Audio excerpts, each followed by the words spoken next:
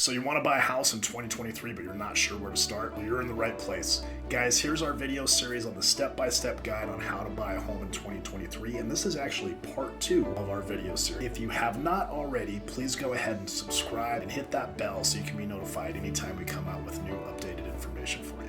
So if you want to buy a house in 2023, I've used these same steps to help thousands of families prepare and get into their first home. So last time we left off on step number 4. So let's get right into it with step number 5. So step number 5 is we want to get pre-approved. And I mean really pre-approved. Guys, there's a huge difference between having a pre-approval and being pre-qualified. Let's go into it real quick. Pre-qualification is ring ring, you're having a conversation with the lender. Yeah, I think my credit's like 720. I'm gonna put 10% down. I make this much money per hour. I work 40 hours a week and I get some overtime here and there. I have a car loan of $500 and a couple of credit cards. Awesome, sounds great. You can afford this much house. That's a pre-qualification, guys. It is not worth the paper that it's written on. There's a difference. A pre-approval is you're actually speaking with a lender. You're actually getting your full credit report pulled by that lender that has all your monthly liabilities listed, and you're submitting documentation to lender. So what is the documentation the lender's going to need? We're going to need your income documents. So your most recent 30 days of pay stubs, your most recent 2 years of W-2s if you're a W-2 employee, and your most recent last 2 years tax returns. All your schedules. With that, we're also going to need asset information. So typically about your last 2 months worth of most recent bank statements. Here's the thing, and I know this is silly, but yes, we need it. That last page on your bank statements that says this page intentionally left blank, we need that too. It's required by law. Just don't fight it, just go with it and give it to us. So if it says page 7 of 7, and on page 7 it says this page intentionally left blank, we need that page too. Also, any other retirement accounts or anything like that that you might be taking money from for down payment and or closing cost, or any reserve requirements that are required for that. We're also going to need a copy of your driver's license, a passport, or if you have a valid military ID. And then maybe some miscellaneous stuff in there if it applies to you. For example, if you have a divorce and you're paying child support and or receiving it, we'll need a copy of that divorce decree as well. Also, if you've had any past credit hiccups, if you might have had a bankruptcy in the past, or you've had some recent late payments in the last 12 to 24 months, be prepared to tell your loan officer what happened so we can write a letter of explanation for you. Our goal is to convince the underwriter, hey, here's what happened. It was an accident. Here's what I've done to fix it so it will never happen again. And finally, we want to make sure that you're being ran through what's called an automated underwriting system. So we use either what's called Desktop Underwriter, or DU for short, or Loan Prospector, LP. What that is we take all that information from the documents we collected, your credit score, what your actual income is, we figure out your debt to income ratio, all of those things, and it goes into a computer system that has an algorithm. What we're looking for is what's called an approved eligible, or if we're using the other one, Loan Prospector, LP, and accept. And basically that algorithm is stating, hey, everything looks good for this type of loan, we're going to approve the loan. So as long as none of that information gets changed, or the loan officer didn't make up any information to get it to an approval, it's going to stick. So that's the very important thing we want to do. Make sure that you're thoroughly and properly pre-approved. Now, if you're self-employed, we're going to need some additional information from you. We're going to need your complete tax returns plus your self-employed tax returns. What I always find best is if you're self-employed, you should be having someone else do your taxes. You should have some type of CPA. It's going to make life a lot easier for you. Best thing to do is give your CPA permission to us to get all the requirement tax returns that we need from them, because we have to do a full income analysis on exactly how to do that. Self-employed is a different animal, and it requires different analysis that we have to do for self-employed borrowers.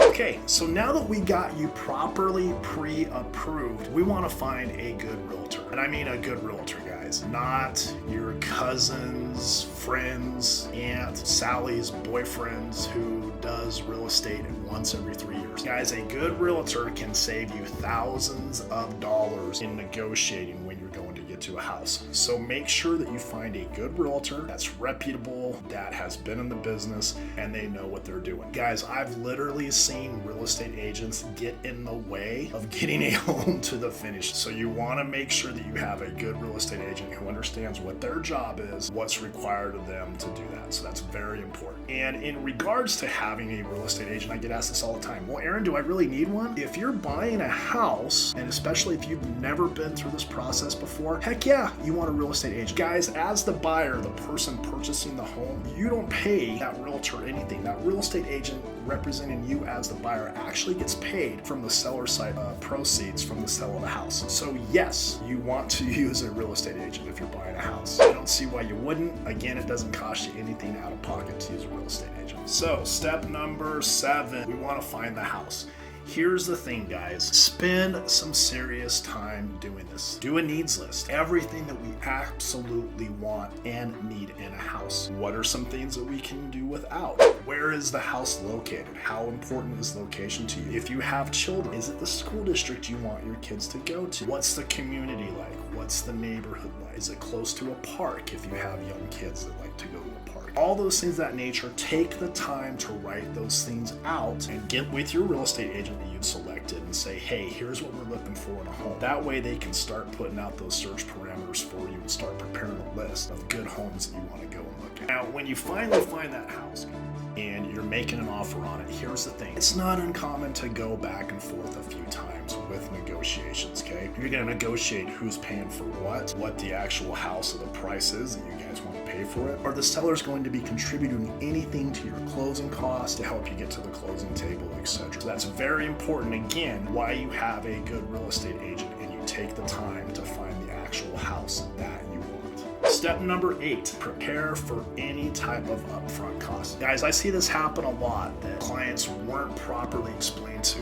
what are some possible upfront costs. 2 biggest ones are going to be the home appraisal and the home inspection. Let's talk about the differences between those 2 real quick. So a home inspection that's for you, the borrower, okay? The home inspector is going to get down to the bones of the house. They're going to get in the nitty gritty, make sure all the electrical's working, things of that nature. Okay? That inspection is for you. I get asked all the time, Aaron, should I get a home inspection? Heck yeah, man. It's your house. You want to make sure you know what exactly is good about that house, how are the bones of the house, is there any potential issues that, 9 months from now, the roof is caving in. That's what the home inspection is. Typically, home inspections are gonna run anywhere from probably $300 to $500, depending on the size of the house, where it's located. So the second one is the actual home appraisal. And pretty much every loan on a purchase is going to require an appraisal. Typically, appraisers are gonna run anywhere from typically about $450 up to $800, depending on the type of loan that you're doing. Again, the size of the house, the price of the house, and where the location's. If it's in an outlying rural area and the only appraiser that's available has to drive 45 minutes out there, they're probably going to charge more. Now, why do you have to pay for those things up front? Appraisers and inspectors are independent contractors. They do not work for the lender, and they are not employed by the real estate agent. And it's that way as a design. It's for checks and balances. An appraisal is an independent, unbiased, this is what this house is worth, and the same thing with the home inspection. So that's why. So total out of pocket on any type of upfront cost with that, if you're getting an inspection, the appraisal, I'd prepare for about $1,000 just to be safe. Step number 9, know your estimated closing costs. Guys, I can't tell you how many times we're rescuing loans and the clients get totally confused. No, Aaron, that's our down payment. We're putting 10% down. No, you have closing costs along with your down payment, okay? Every single loan has closing costs, whether it's a home loan, a car loan, whatever it is. So know what your closing costs are. Here's a good rule of thumb. Your closing costs are gonna run anywhere between 1 to 5% of the dollar amount that you're borrowing. Obviously, the lower the dollar amount, if it's like a $100,000 loan, expect them to be about 5% of that loan amount. Obviously, if it's a higher loan amount, it's gonna go down towards the bottom percentile with that. So what are some of the things that are going to be included in your closing costs? Are you paying any discount points or anything of that nature to lower your interest rate? You're going to have lender fees. Underwriting and processing fees are typically the most common with that. Any type of third-party fees that might be associated in there as well. You're also going to have title and escrow fees. Title and escrow fees is the company that does the title search on the property to make sure that there's nothing wrong with the title and that you have a clean title. So when you close on the house, we don't have little cousin Timmy showing up 2 years later saying this was my grandma's house and it's supposed to be mine. So that's what they do that for. You're also going to have what's called your prepaids or your impound accounts. So if you're including taxes and homeowners insurance, which the majority of loans do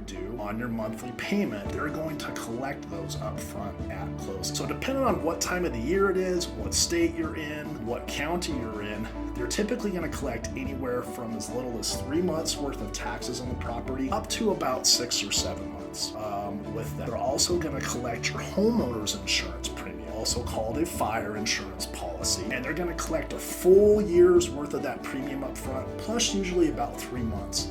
So be prepared for about 15 months total for your closing costs. Step number 10. We found the house, we wrote an offer, and our offer got accepted. So what now? So this means that everyone's agreed to the terms, the sales price of the home, what the home's gonna be paid for, who's paying for what, etc., etc. So now we're going to go to underwriting. Okay, what is underwriting? Guys, this is the best analogy that I've found to explain it to clients that really understand it. It's not designed to scare you, it's just designed to set proper expectations and give you a real good life analogy. I always like to equate going to underwriting like you're going to trial. You're on trial and you have to go before a judge. And the reason we got all those documents from you up front is that's our evidence. That's how we prove how much money you make. Your credit report is how many debts you have, your ability to repay debt through history of your previous transactions. We take all that together and we basically kind of create a case and we present to the judge, the underwriter, and convince them that, hey, you're not guilty, you're not going to have any issues repaying this loan. Here's why. A, B, C. And typically loans are made up of cash. How much money are you putting down? How much money do you have in reserves? Credit, what's your overall credit score? How many debts do you have? Income, how much income do you make? And is it stable? And job stability, have you been on that job for a while or that same line of work for a while? And then finally, the property itself. The property is the collateral that the lender is going to have when they have that loan on you. So they want to make sure that, heaven forbid, something bad happens. If they have to come back and get that house, the house is actually worth what it's worth that you paid. So those are basically the 5 pillars of that.